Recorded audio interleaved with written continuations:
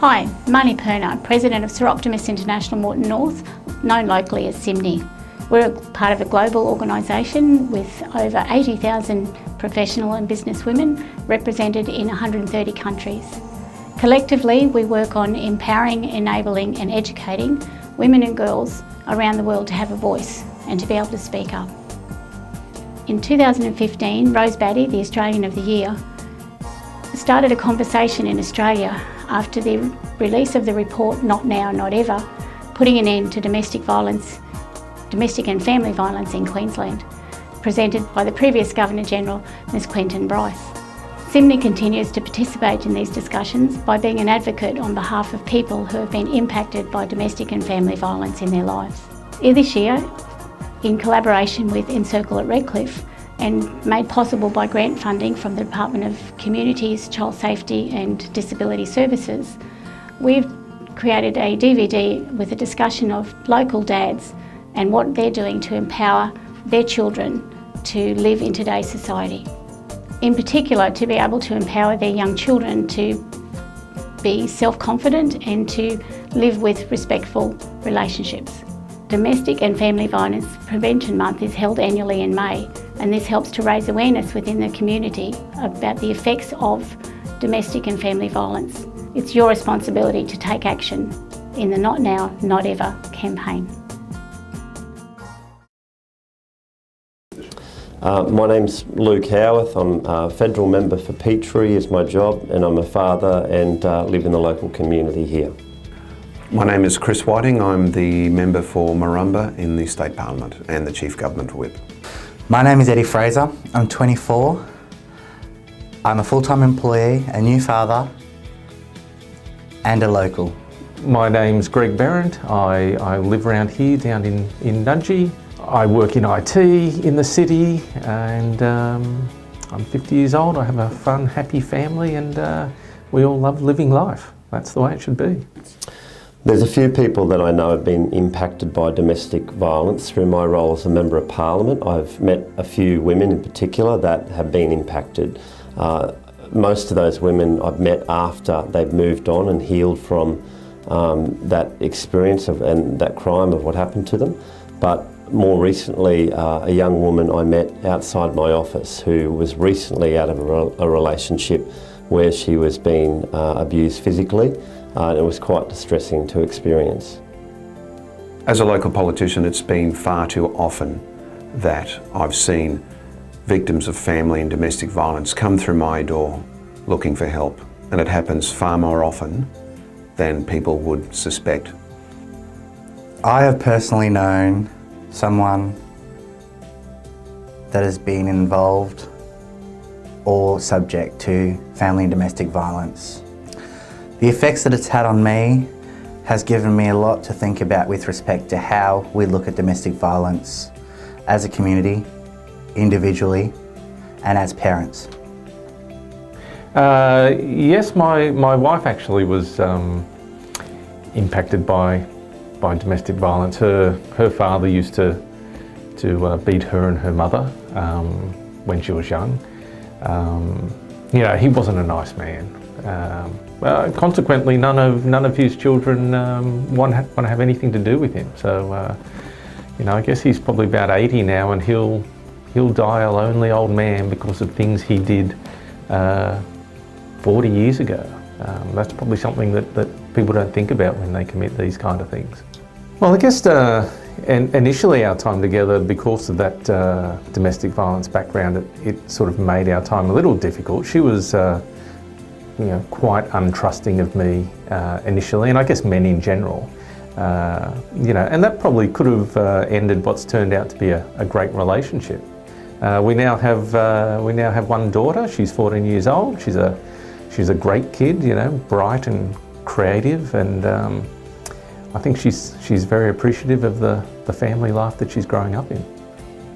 I have 3 sons. I'm married to Louise, and we have 3 sons, William, Thomas and Samuel, who are 13, 11 and 9, so all boys, no girls in my family. And we live locally in Clontarf, and I've lived in the area all our lives. I am a new father. I have a 6-week-old little girl, and I'm happily married. So our household is very female orientated. I'm a father of 3 young children, 2 girls, Rebecca, 3 years old, and Arabella, who's a newborn this year. I've had good role models in my life, men who treat women well and vice versa, and I think that's important to have strong role models in children's lives. Primarily, the buck does stop with parents. Parents need to raise their children well and be strong role models, but it isn't always the case where children have parents in their lives. So as a father, I'd say to other fathers, teach your sons what's right and wrong, and it's not okay to hit women or to abuse women or anyone in that fact. And it's important that we teach our children what's right and what's wrong. My message for fathers who are bringing up sons is, once again, give them respect. Give them the respect towards them. Not only that, show respect in your relationship towards women as well. Show that care and that loving relationship that as men we have with women in our lives. We need to keep on training our sons to show respect and to give respect, and also expect respect. And I think that my son needs to expect respect from me, and he needs to see the respectful relationship I have with his mother, my wife, and that is an ongoing training throughout the rest of our lives. I think that as a father, it's important that we teach our sons the correct way to treat our women, because they are our sisters, our mothers, our grandmothers, and it's important that we teach our daughters to be strong and independent and to know what's acceptable and not. So as fathers, we should be living through the eyes of our children. I think the key message for fathers is to have an open conversation with their children, and it's probably a little more difficult for fathers than it is for mothers sometimes. But if you can talk to your kids about things that are happening in the news, things that are happening around you, just everyday kind of topics, and domestic violence is one of those. You can start to hear their views on these subjects, and you have to accept that their views may not be the same as yours, and that's okay. But once you sort of can talk about their views and understand their views, then you can help, you can try and shape their views. If you don't talk about them, then you don't know, and you really can't do anything. I guess ultimately the best thing to do is lead by example. I think as a community it's very important that there's support groups and law enforcement and a whole lot of people out there supporting people that have experienced domestic and family violence. That's very important, that for people to know that they're not alone, but also to let society know in broader terms through the media and through word of mouth and through people and our relationships with other people, letting them know and talking about domestic and family violence, that it's never okay, that we need to treat each other well, and I think the more we speak about it, the better. Of course, for those repeat offenders of domestic violence, I think there needs to be strong laws and penalties for those people that perpetrate domestic violence. It's not okay, and there should be punishment and rehabilitation for them. I think all of these things combined will help reduce incidents. As a community, to reduce the incidence of family and domestic violence, one of the things I think we need to do is we need to ask people. If we suspect someone is not okay, we ask them. We also want people to speak out. If this is happening to you, you need to speak out, whether it be loud or soft. Find someone who you can talk to. That's one of the most important things. Take that step and talk to someone. It can be confidentially, it can be quiet, but we really need to hear from you. Please don't put this aside and suffer in silence. We need to know. Please talk to someone. Please don't sit there and take it in silence. Beautiful. I think as a community, We can definitely reduce family and domestic violence by working together through education, our small businesses, our politicians, our local members. We all have a part to play in reducing domestic violence. No matter how small it is, we each have the power to change that. And I believe that education is, of course, the most pivotal and important part of reduction in domestic violence. As a community, I think the media has probably a big part to play in it. I think domestic violence needs to become much less socially acceptable. I don't think it's there yet in the community. I think some work needs to be done on, even the way, the words that we use around it. The term, even for me, domestic violence, it's a bit sterile. It's a bit textbook, the term. I think the media has done a great job in other forms of violence, where you see on the news they no longer refer to people being king hit anymore. They've turned it into the coward punch. That one word has changed, the mindset of people. They're no longer the king, they're now the coward. And I think some work on the terminology around domestic violence probably needs to happen to get that message that it is unacceptable. The words of encouragement that I'd give to people that have experienced domestic violence or maybe in a domestic violence situation at the moment is, first of all, that there's broad community support for you, that it's not okay, for people to hurt and be violent against other people, and the community as a whole loves you as individuals, and don't be afraid to come forward. Please come forward. Because if you're in a relationship where you're experiencing domestic violence, that's not normal, it's not acceptable, and the community is ready and willing to support. The words of encouragement I want to share is obviously people to speak out, to talk, but turn to those who you most trust, whether it be a family member or work colleague. Turn to them and trust them and share with them. You will be surprised at the support and encouragement that you do get. For people, I guess, thinking that domestic violence is just part of life, I guess the message is it's not. It's not normal. Normal is, fun, healthy, happy, respectful. Domestic violence is not normal. I guess when it comes to that sort of violence, I don't know, the grass is always going to be greener on the other side of the fence, always. So I guess my message would be to, jump that fence and get as far away from it as possible. There's help out there for you, but that current life, that isn't normal. I would encourage anyone that is subject to domestic or family violence to know that there is hope, there is help, there are many community groups and non-for-profit organisations that are there to assist. Family and friends, we're all out there and we will all support you. Do not feel alone, because you're not. And remember that we will always be there to help you.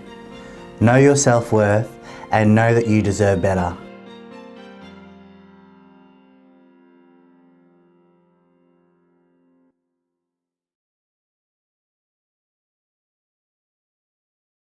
So good morning, I'd like to welcome Dr. Subrat Mishra to our interview on the couch regarding how he's empowering in his daughters to grow up confident and self-aware.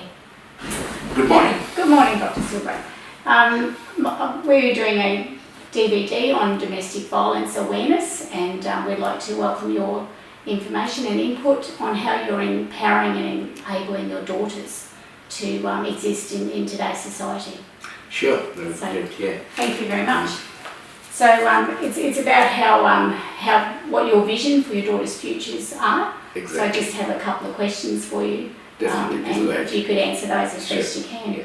So just initially, I'd just like to know, have you or anyone in your family experienced domestic violence or been impacted by it? See, I'm actually a doctor for quite a long time. Yeah. I've been a pediatrician in India as well. I've worked in different countries. In my professional career, I have seen many families ruined, shattered the kids traumatized through rest of their life. Many persons going through post-traumatic stress disorders as well. So it's very, very saddening to see those things, Yeah. And some of them are strong enough to get out of this trauma. Unfortunately, some of them, I've seen people lost their lives as well. So, that's how we just have to, it's the time that we should do something. Yeah. Because this is a big problem, and we have to do something as a community. Yeah. And do you find in your professional capacity as a doctor that it's a fine line to do something about if you're noticing something within your patient? It's very delicate. It's sometimes it's complicated as well, because I've seen families with both husband and wife, or both partners are my patients. Yes. Obviously all patients of mine are close to my heart. I try to solve the problem as it is, but sometimes you're successful, sometimes you're not. Yes. And that's how the family, also the extended families, need to also recognize there is a domestic violence, and they should come up, we should work as a team and solve the problems. Definitely. So can you just tell me a little bit about your family situation then? Yeah, see, as I said, I'm a doctor, and I'm working in Bapagari at the moment, and my wife, who is the most beautiful woman in the world, and she's also a doctor. Yeah. I've got two adorable kids. One is 18-year-old, she's in uni, and she wants to be a doctor as well. Then another one is a 9-year-old, lovely little girl who loves to do paintings. Okay, yes. She's in year 9. Yeah. Year 5, she's 9-year-old. Yeah. That's lovely. And what would your key message as their father be to your daughters to being confident? My key message to all the fathers there. Yeah. See, if you want your kids to be a good people or good persons in their life, you have to lead by example. Okay. You should respect everyone, irrespective of race, religion, color, sexuality, gender. You should treat everyone equally. Again, if you want to be a hero in your child's eye, that's H-E-R-O, you should respect her, H-E-R, okay? Because without her, you are a big zero. That's beautiful. Yeah, lovely message. And so then that's your way of empowering your daughters. What do you feel is the community's role in this situation as well? Community has got a big role. First of all, we should recognize the problem early, because early intervention can heal a lot of things.